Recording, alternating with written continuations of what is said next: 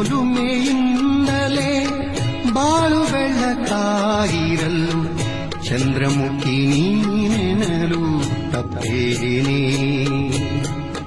ನಿನ್ನ ಸೌಜನ್ಯವೇ ದಾರಿ ನೆರಳಾಗಿರಲು ನಿತ್ಯ ಸುಖಿ ನೀನೆನಲು ಒಪ್ಪೇನೆ.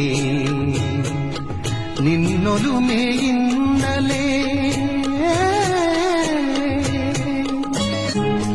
ನಿನ್ನನಗೆ ಮಲ್ಲಿಗೆಯ ಪರಿಮಳದ ಪಾತ್ರೆಯಲ್ಲಿ ಚೆಲ್ಲಿಸೂಸುವ ಅಮೃತ ನೀನೇನೆ.